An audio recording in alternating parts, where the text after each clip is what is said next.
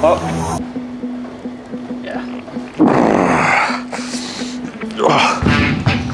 Cool. What do you think about when you're doing that?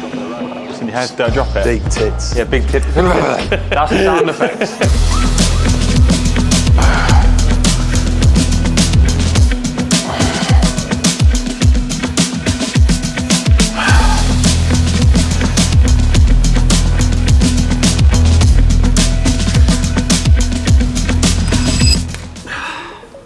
What's going on YouTube? We are back. Josh Mooney here, checking in.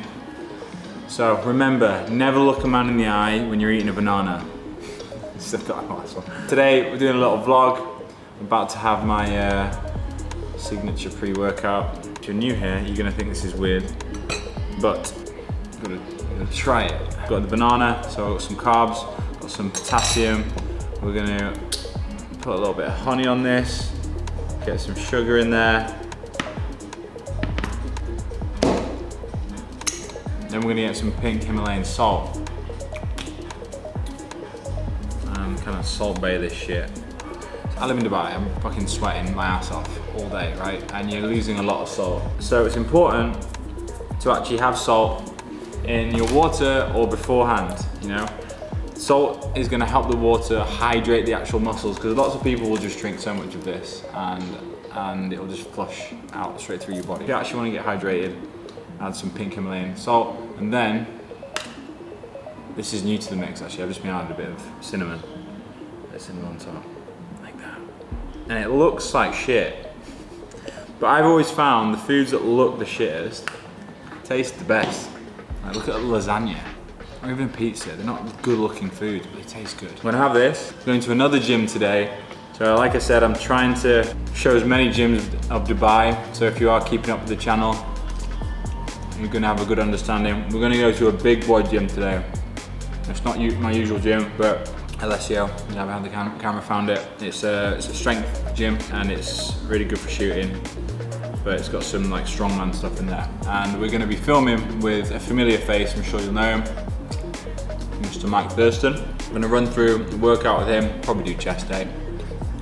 I'm pretty sure his chest is famous. Have a catch up, haven't seen him in a minute, as summer's kind of coming to an end now, so everyone's coming back to Dubai. So we'll get a workout in, run through some questions that I've got, and then I'll probably go to a cafe and have some lunch. This is more of just like a vlog, catch up, chest workout, see Mike. So, see you in the car or in the gym. Not really too much to say about this, but this is it. It's cool inside, let's go check it out. What's going on? Right, we're in Dungeon Gym with Mr. Mike Thurston in all his glory. He just got back from holiday, you can see he's been bulking. Yeah, all that Turkish food. So we're in Dungeon Gym. We will take you around it. It's pretty old school. It's a strength training gym. It's old, proper old school. We're gonna do a chest day. That's all right? Yes. Can we do like chest and a little bit of something else? Because usually now to do a full, no, I did legs yesterday, but doing a full session on chest, for me, it's unnecessary. It's so just big, like, oh yeah, let's make it more out of proportion. Yeah, fair point. Okay, so right, do chest and then what would you want to do? A bit of triceps or shoulders. Doing a push day. Yeah. But as you are like Mr. Chest. Yeah, you can put chest in the title. I'll just put your chest as the title. Yeah. Put like a little pencil in between it. Sell me this pencil. I did say on the way here, I want to see how strong you are. How strong I am? Yeah. You reckon you can do that? 65 no. You've always been pretty good on pressing though, like strength-wise. There was a point in my life when I was literally, I could do 60s. I think I posted on my stories when I had bright blonde hair those days. I was heavier then, but I'm the lightest I've ever been in a while.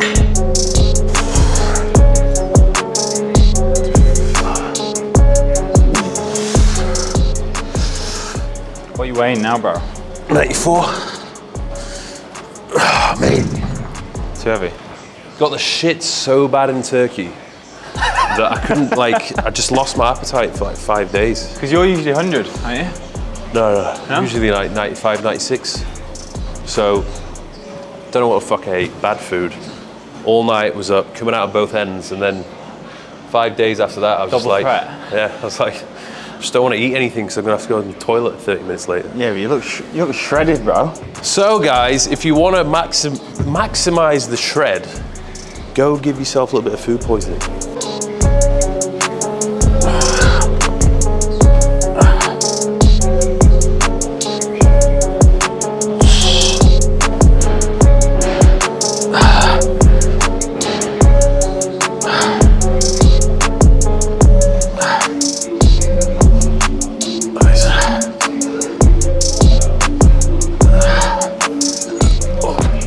How would you say your training's differed from when you first I do less volume. started? Less volume now? Yeah. Why? Because I was just doing excessive amounts. You do heavy weights? I used to go to the gym. I was going like 6 times a week. And then my sessions, I would do like 7 exercises, sometimes 8. On one muscle group? No, sometimes it'd be 2 muscle groups, but it was just like a lot of sets, like 20 sets. Is that because of recovery to slow down? I just realized it was just unnecessary. It just wasn't necessary. Yeah. What I've noticed, which helps with the strength and size, is just trying to maximize the load and then keeping the rep range anywhere between like 6, 7, 8. Do you know why I think that is, bro? It's because when you're younger, you don't have anything else to do. Yeah. So you can be in the gym Well, you for do, like 3 or 4 hours. But you have more energy as well. Yeah, you got way more energy and you bounce back a lot more. But like, I haven't got the time to spend that many hours in the gym now. Bro, it's about efficiency. I want to make my sessions as efficient as possible. So I'm not like overdoing it and I'm not wasting time.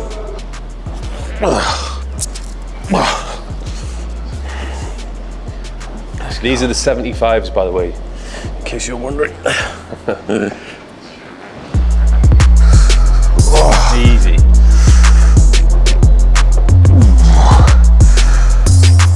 Let's go. Up.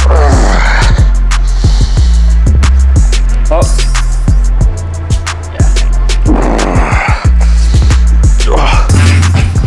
Cool.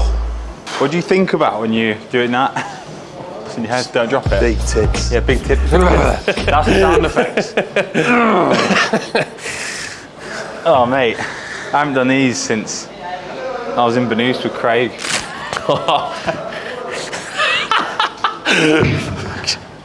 I've got a video on it of me doing some heavy weights, but Craig. But he's doing like 70 now. Mate, he's so strong. Still not agile though. Craig, if you're watching this, please stretch. He like, this is as far back as his hands will go. Can't do a back squat. I don't want to go full Ryan Crowley on this, but. In theory though, this is going to be like your freshest. I really like reverse pyramid training.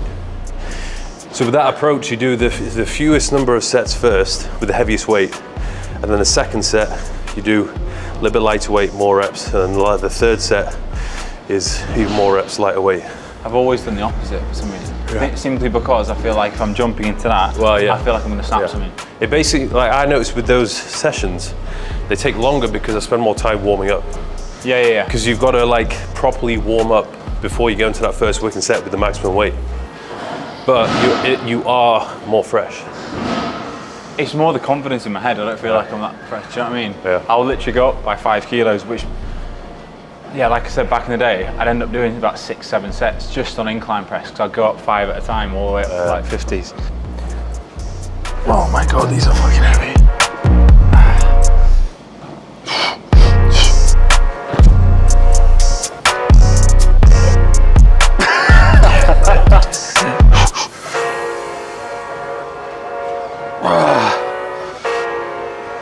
Let's go.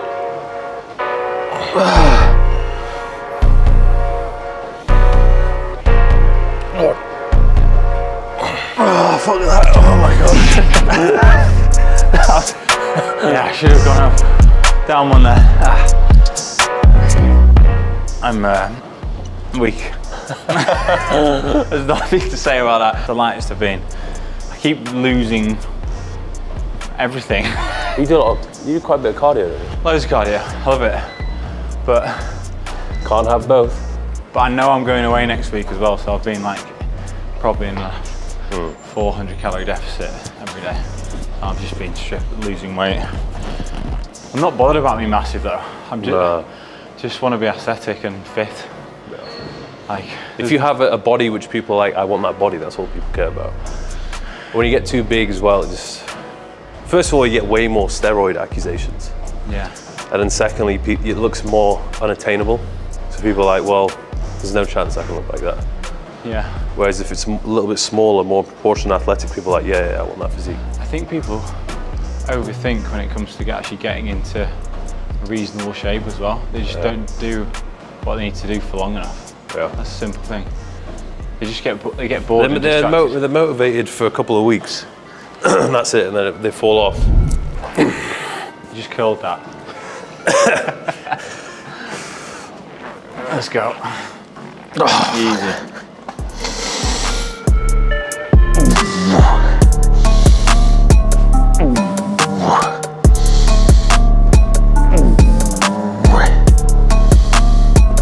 Yep, let's go.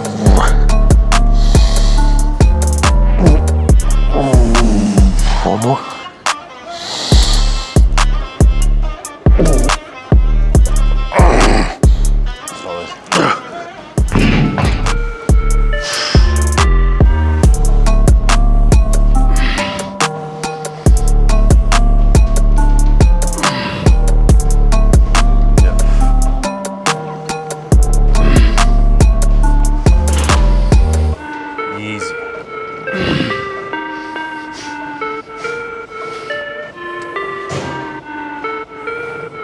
So you.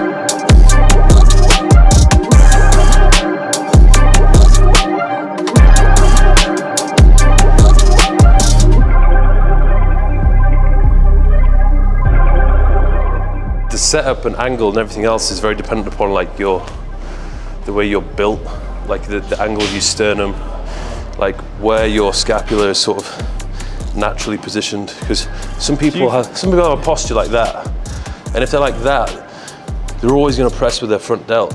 Whereas if people can get into like that position and just push their chest out and press, you get so much more chest engagement. Do you feel like you've got rounded over since your chest has grown now? No. Because I balance it out with a lot of back training.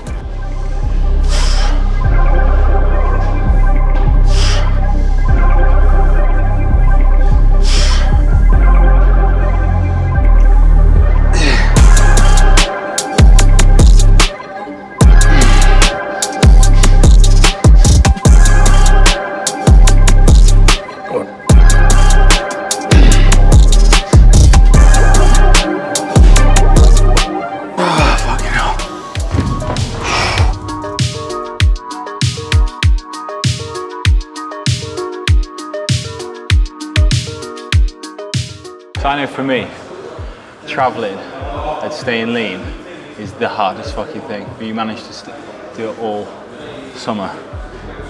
I think that the hardest thing is if you're going away with a partner that likes to eat, because you end up eating a lot, especially if you stay in a hotel and you go for breakfast. Like for me, breakfast is unnecessary. Yeah. And if you have a breakfast at a hotel, you're just packing on an extra 1,000 calories easily. Then you have lunch, then you have dinner. Dinner's usually massive as well. So I usually skip a meal when I travel. And sometimes if you go into like cities, particularly in Europe, my step count goes up by about 5,000 to 10,000. Yeah. So like when I'm in London, Barcelona, I do a fuckload of walking. Funny thing is like a lot of people, they shred. A lot of people who are in England, they do this crazy cut before they go away. And then they always put on weight when they go away. But for someone like yourself, you tend to get more shredded when you go away because you're already consistent and then you're actually doing more movement. Yeah. If anything, I probably eat a little bit less the meals are definitely less frequent. The protein is less, but when I eat like bigger meals, like the evening meal would usually be the biggest by far. Let's go.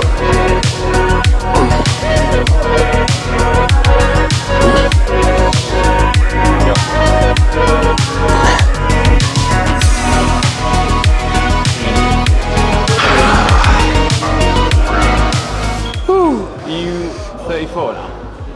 Yeah, 34. I feel like we're the oldest in the crew. Yeah. I don't have to feel it, I know it. I've noticed this the last 2 years, everything's just slowing down, like when it comes to like recovery and hangovers. Even going 30, 31, I was sweet. I was still going Marbella and I could train, I could go out and I was still fine. Now... I met Owen in Barcelona, we went to the wet deck at the W. Yeah. I didn't even drink that much, but I mixed all my drinks. Yeah. And I was awful, like next 2 days, awful. Feeling really just fucked me up. It's funny, because for you have always been tactical. I've seen this man drop tequila. I'll never let you really back down. Straight over his shoulder in the shot. You've always been tactical. Yeah. You backdoor it early, which is good. Because you never want to be the last guy on the dance floor. It's the worst look in the world.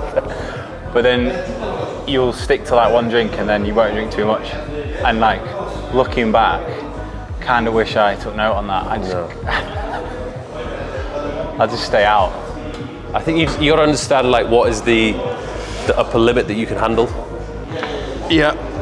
Like for me, 2 to 3 drinks, like that's, if you want to get shit done the next day and sleep, that's as much as I can get away with. Anything more than that, then you're gonna pay the price. Like when I first moved here, the first couple of months, even that first year was rowdy.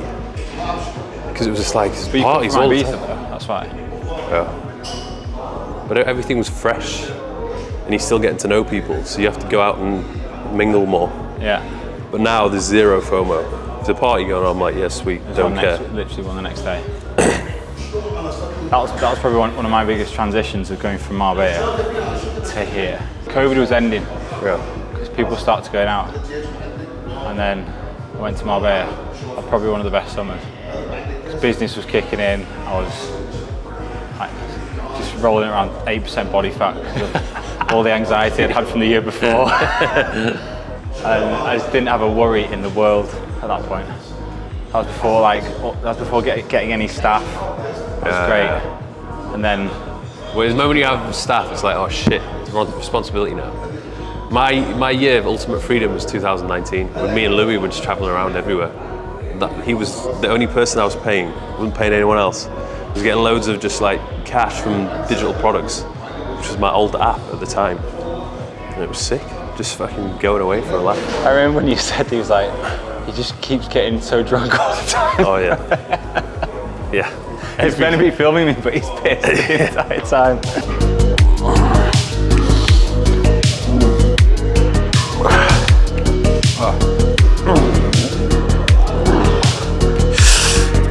Let's go.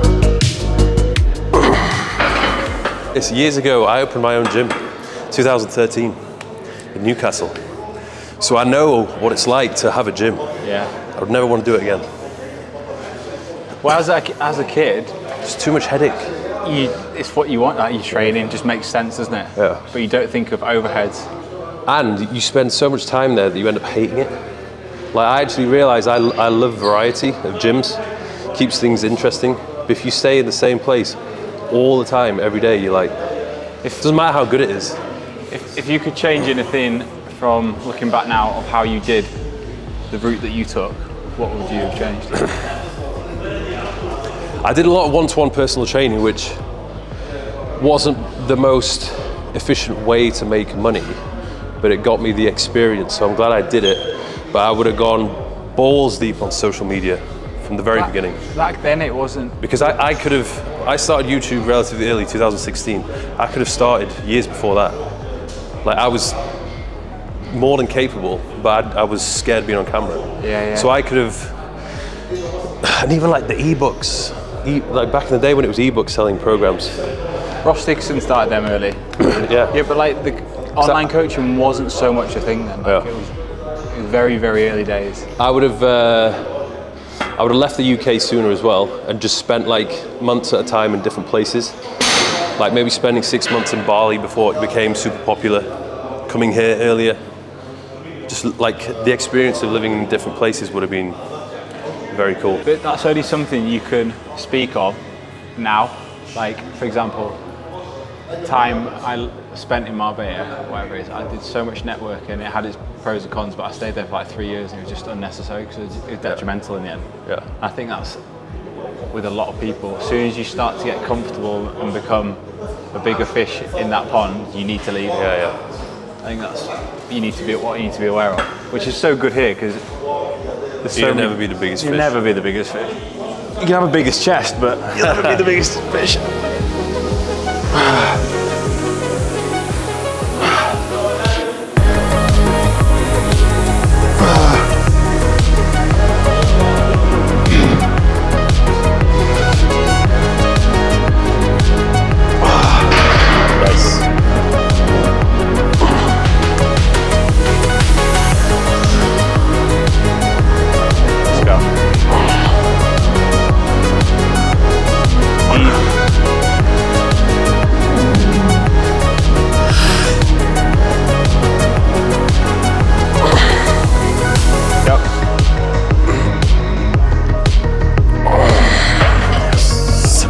Train with Greg Deshay.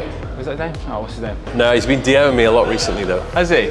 He wants to, because he was in Dubai in July at some point, but I wasn't here. He'll be here for Dubai Active, aren't he? I long overdue link up with him. He's chatted so much shit about me. I need to confront him. Wow. He was going around and like he was doing a training video. He was like, yeah, I think Mike Thurston's gay. Like proper seriously saying that. And then someone chopped it up and the clip went viral. And then there's a big debate in the comments as to whether I'm not gay. I seen this thing that pops up about you. It's like someone rated you with like down to the specific angle of your fucking jawline. It's like, how attractive is Mike Thurston? Yeah, have you seen that one? Yeah. I popped up, I was like, what the fuck is this? Who's making these videos? Like the angle of your nose, your chin, and I was like, it's mental. I think you got like a 97% rating out of 100 or something really high.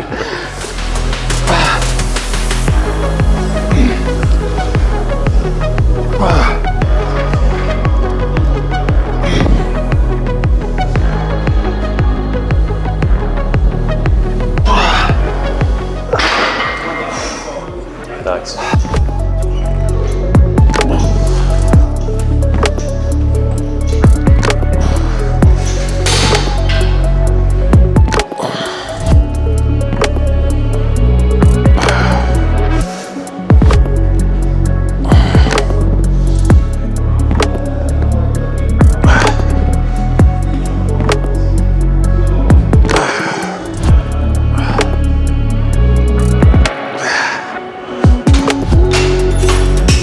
Out of all the people you train with, all the people you met, and podcasts, what's the best bit of advice you've got? Oh, fuck.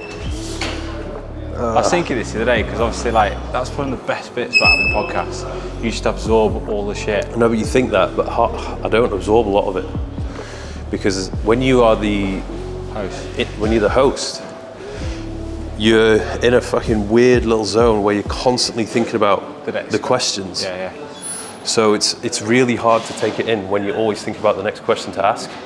Like I would learn more from a podcast when I'm listening to somebody else having a conversation than sometimes me having the conversation itself. Like I'll do a podcast and then a day later I'm like, what the fuck did we talk about? I have to like re-listen to it again. It's weird. So I've learned nothing from the podcast. Absolutely nothing. The best piece for I don't know if there's a single piece of advice, to be honest. What's the move with that? I'm doing it because I want to speak. I want it to give me an opportunity to meet and speak to people who I really want to speak to. And not remember a thing. Because there's certain people in the world who I really admire and respect. And realistically, it's going to be difficult for me to just be like, oh, hey, do you want to meet up and have a coffee? Yeah. Because they're too busy. Whereas if I get to the point where my audience and following is so big that they're like, okay, it makes sense for me to go on this podcast because I'll potentially reach a new audience. It gives me the opportunity to ask them the questions which I want to ask, to meet them, and to maybe even get them to be like a part of the network. Like, see how like Chris Williamson now, he's like good friends with all the fucking top people in the industry. Yeah. Which is Who do you want to have on? There's a lot of 50 Cent. He'd be like one of my favorites. I would fucking love to meet him. He's a G. Yeah. There's all these like. What would you ask him? Everything, like just about like the days when he was making music, got shot 9 transitioning to times. business, how he just didn't give a fuck about like anything. He has like no fear, and he's able to kind of. He's still so well respected. You know, a lot of people who get famous, they just fall off or they do something stupid. Yeah. Like everybody respects 50 Cent. You don't go fucking beef with 50 Cent. I literally watched his movie like the other week. So good. There's like actors as well, musicians, DJs. I think Tom Hardy would be sick. That's like a different realm. Yeah. Of people you're looking at. Yeah. Skepta as well, someone I always want to speak to. This fucking striation.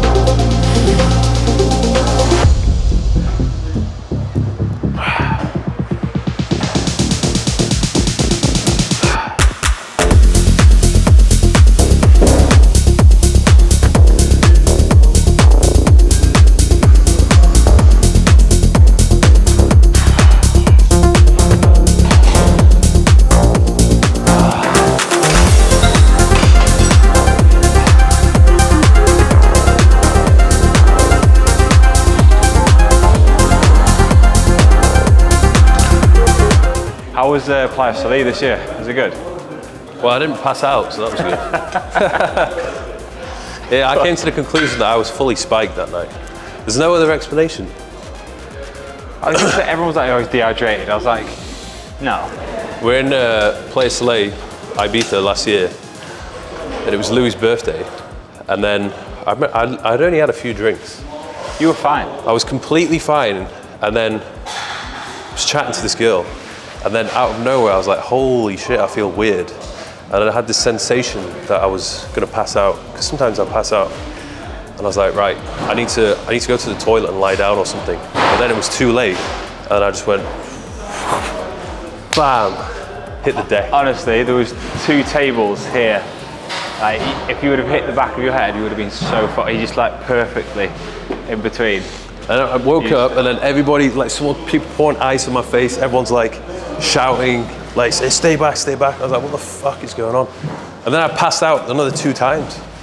Yeah, you kept waking up and going out. I think it's because Rogan was like shouting in your face. Weirdest thing ever. That's why I'm convinced something was put in my drink. And then 2 days later, I got spiked. With Elliot. Can you imagine being that person who goes around just like putting shit in people's drinks? Like, what kind of a scumbag do you have to be to do that? I don't think it's even specifically targeted. I think they do it, and then they watch people drop like flies, see how vulnerable they are, and then probably rob them. I think that's the...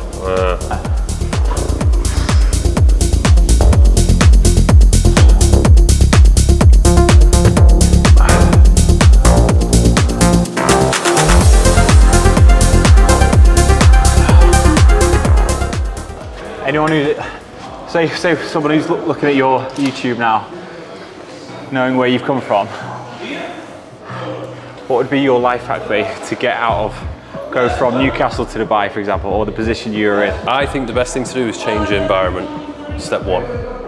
Because if you're just stuck in the same place, like imagine if I'd never left Newcastle, what would have happened? Even though London is good, I felt like, okay, there's not much more I can do here. Like I need to move on to the next place. So changing the environment just forces you to start doing something different and can help inspire you, especially if you're around other inspiring people. It's one of the good things about being here. Whenever I go to a place and there's not, nobody's really grinding, nobody's working, it doesn't really make you want to work. I've never actually asked you, what was your point where you were in London and you thought, fuck it, I'm going to go to Dubai? It was 2019. When I was doing all that traveling around, I was trying to figure out where I wanted to relocate to. Yeah. Because I predicted, I'd already been there for 2 years and I thought, I know exactly how my life is going to pan out if I do another year here. And I was just like, I don't want to do another year. I don't want to repeat the same year. Yeah. So traveled around, I went to America, obviously there was Spain, Dubai, and then there was something about Dubai where I thought like this, it has everything that I want, like beach, good weather, gyms. That's the most 3 important things for me. No tax was a perk, and the fact that there was loads of people in and out, and I felt like it was going somewhere. I was like, yeah, let's go there. So there's that, changing the location, and then I just think it's so important to have an online presence. Having an online presence and personal brand just opens so many doors. Like, I could literally do so many things now. So many different business ventures. If I wanted to get into like property full time, I could probably make a good living off that, just fucking selling houses in Dubai if I wanted to. How would you say, because everyone's doing it now, how do you stand out from the crowd though? Because everyone's got a personal brand. Consistency and quality is obviously very important, but you have to really get your personality out there. Like, sometimes just weird little things that only you do. Don't be afraid to show people. Like your own sense of humor. Like I crack jokes that aren't even funny half the time, but it's like funny that I'm making shit jokes. Like all these little things and like weird quirky comments that I say in my videos, it's like, it just adds to who I am. Like if you go out there trying to make videos and try and be Andrew Tate, like people just see straight through that.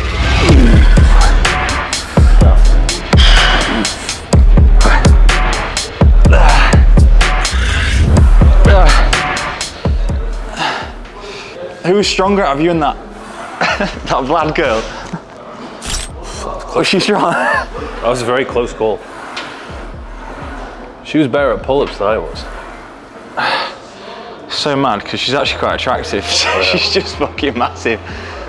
Collabs like that are like, it's like a gold mine. Are they? Because there was no video of her on YouTube. And I was like, I knew for a fact, if I collab with this girl, it's gonna go off. And that's got like over 2 million views. Even the post on Instagram got like over 100,000 likes. I never heard of her before. Even the Tate collab, that's most viewed video ever now, over like 10 mil. Did you do your research for that or not? Or you just like, was it, how did you even? Because he'd messaged me before about meeting up, but I didn't know anything. I was just like, who the fuck is this guy? Go on. And then I went and did some research and listened to some podcasts that he'd done, and I was like, fucking hell, this guy's, never heard anybody speak like this guy before. And I was like, a video could be very interesting. So when he came, he literally just after he got his Bugatti, literally just after, did the video. So the timing was perfect.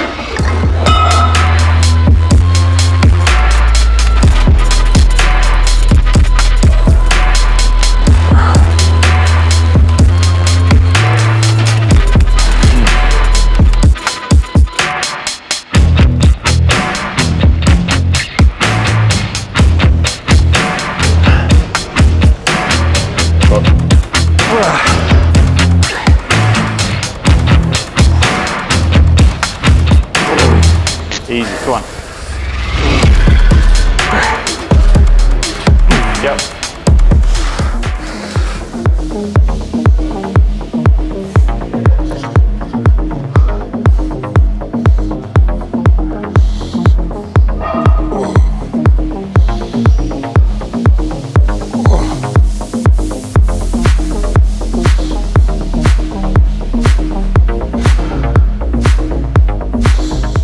he is. Give the people what they want.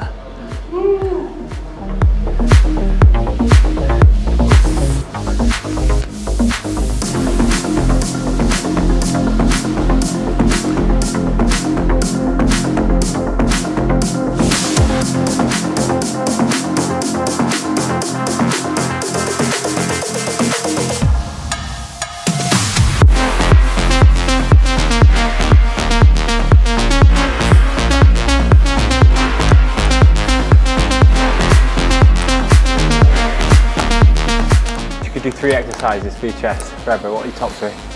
A dumbbell press. Incline. Slight incline. Plate press. Yeah. What, machine plate press? Yeah, plate loaded one. Again, more of a slight incline. And then maybe a fly movement.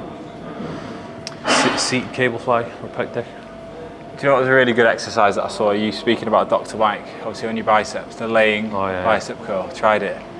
So good. It's weirdly good. Yeah, if you haven't done it yet, you basically lay down on a flat bench, elevated or a tiny incline, and do bicep curls like that. The stretch on your biceps is insane. You don't need a heavy weight either. No. Just need to keep your elbows like forward. Your lats level it out at the bottom though. You've actually got striations in your lats right now. Last question of the day. You're trapped in South America. You've been mistaken for a warlord criminal, right? You're about to do a 40 stretch in a Peru prison where you're going to be dropping the soap left, right. Oh. You've got one phone call and 24 hours. Who would you call to fix the situation? Fuck. I have no contact in South America. No, you could call someone, like, I'd probably call Phil Savage. I know he'd answer. There's a billionaire guy I know here. I won't say his name, but he's very well connected with royal family, and he's a pretty big figure. So I'd probably call him.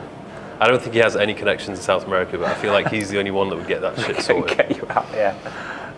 Fuck yeah. Just heard that the other day. I was like, such interesting. It really made me think about who who would answer. Initially, I'd be like, oh, well, I'd call my dad. My dad ain't gonna be able to do anything. Yeah. It has to be someone. What a best son. Yeah. Fuck. Actually, I feel quite useless, to be honest. I feel like because it's like, who out of your friends could do anything? Who would actually answer on time? You've got one call. Like, it's tough. Tough question. Yeah. I feel like I need to make more friends in the Dubai government. Yeah. Just in case any shit goes down. I don't think the UK government's going to help me out. The UK's fucked, bro. Right, that was a good workout session with Mikey T. Lots of knowledge, I think. Yeah. Lots of chest. And lots of chit chat. Chit chat about life. Yeah. What are you doing now? You shooting off? Yeah. We're going to find a cafe, get some food. I'll get some food somewhere. Yeah. We need to eat because that was a fasted session, to be honest. Yeah. We're basically in Baghdad outside as well, so we need to travel back to Dubai to find a cafe. So we're back home after the workout. We actually ran out of memory on the camera, so we couldn't do any more filming. We went for some food, but I hope you guys enjoyed the workout. So comment below if you want me to do workouts with anyone else. Like, subscribe, over and out.